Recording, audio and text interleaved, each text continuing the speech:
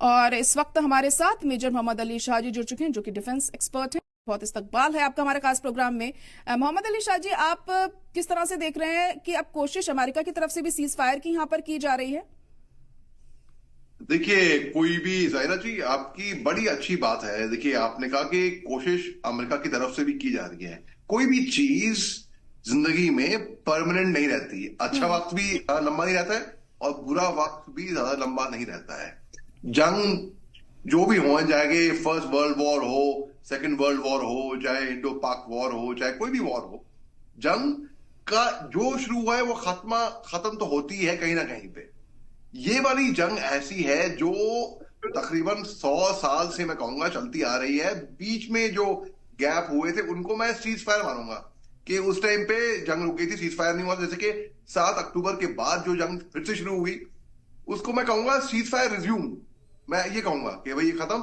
तो अमेरिका ने कई बार बोला है, एंथनी ब्लिंकन को भी भेजा है, वो गए, मिस्र में मीटिंग हुई है, ओआईसी की भी मीटिंग हुई है जो कि 2 फेज में हुई थी, लेकिन अब तक कुछ इसका इलाज हो नहीं पाया है। अमेरिका ने हाथी के दांत दिखाने के अलग, खाने के अलग, वो वाला गेम खेला है, दिखाया है कि भाई वो चाह रहे हैं कि जंग बंदी हो जाए। अमेरिका अहम भूमिका इसमें ला सकती है, अहम भूमिका जंग बंद करने के लिए। लेकिन अब तक अमेरिका ने बदकिस्मती से करा नहीं है। उन्होंने केवल आग में घी डालने का काम करा है, चाहे वो रूस यूक्रेन का जंग हो, चाहे ये जंग हो, चाहे इसराइल हमास का जंग हो। अब I hope America means what they say. I hope कि वो ऑन ग्राउंड दिखाएं करके कुछ कि भाई हाँ, हकीकत में जंग इन्होंने, देखिए फ्रांस ने भी निंदा करी है इसराइल की कि भाई तबातोड़ हमले बंद होने चाहिए, मासूमों की जान जा रही है। मैं अगर आंकड़े गिनाऊं तो आप भी जानती हैं, तो मतलब अचंभा हो जाएगी, पूरी दुनिया हक्का बक्का हो जाएगी कि इतने बेकसूर लोग, खवातीन, बच्चे, बुजुर्ग मारे गए हैं और कितने बेघर हुए हैं। तो ये जंग बंदी तो होनी चाहिए, वो नीड ऑफ द आवर है। हमास को भी अपने बंधक छुड़ाने चाहिए बिल्कुल।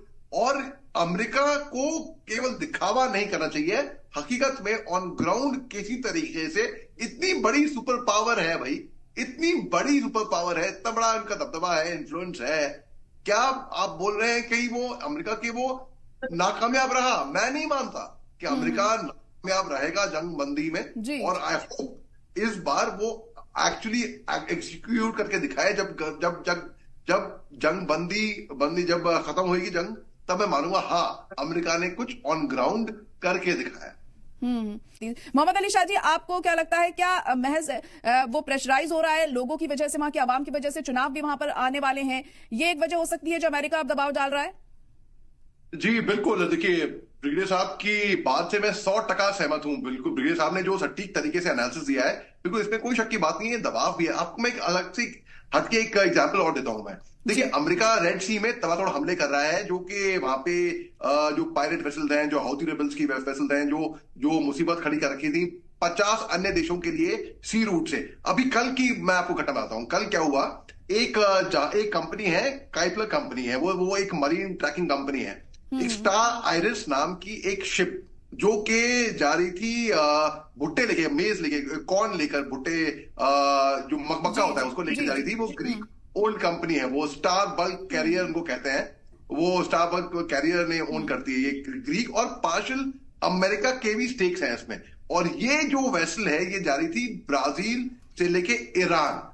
अब ये ऐसा अमेरिका की जो, बल्कि अमेरिका की तरफ से ये बयान आया है कि उनकी जो यूएस सेंट्रल कमांड है वहां से ये बयान आया है कि ये जो वेसल है जब जा रही थी तो ये पहली वेसल होगी जो ईरान की तरफ जा रही थी। लेकिन इसके ऊपर थोड़ी बमबारी हुई थी, हाउथी रिबल्स ने किया था, लेकिन कोई ज्यादा चोट वोट नहीं आई ज्यादा कुछ इस शिप को, और कोई इसमें घायल घायल नहीं हो गई, कैजुअल्टी नहीं हुई। और ये वेसल अपनी डेस्टिनेशन की तरफ जाती गई, फिर भी कि भाई उनको परवाह नहीं हुई कि हौती होंगे कोई भी होंगे।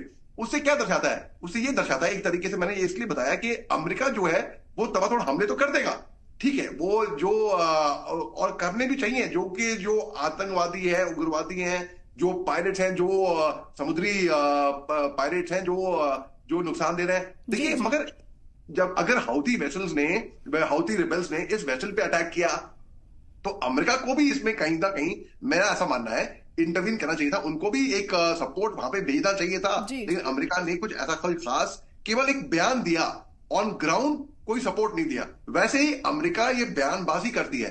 अभी प्रेशर तो है, बहुत प्रेशर तो है इलेक्शन की वजह से, और अब शायद वो कोई एक रिएक्ट कर दे, और अब जाके अगर कुछ हो सके तो मैं कहूंगा अगर अभी नहीं तो कभी नहीं।